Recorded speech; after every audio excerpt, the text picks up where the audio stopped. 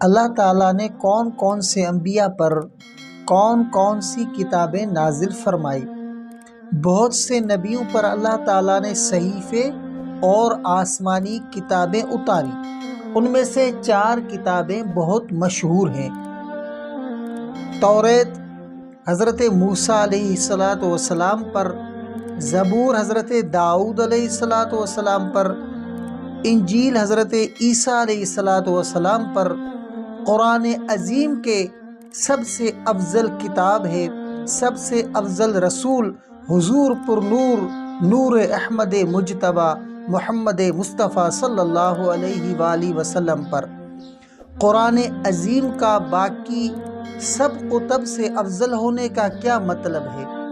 کلام الہی میں بعض کا بعض سے افضل ہونا، اس کی یہ معنی ہے کہ ہمارے لیے اس میں ثواب زائد ہے، ورنہ اللہ پاک ایک، اس کا کلام ایک، اس میں افضل اور مفضول کی کوئی گنجائش نہیں۔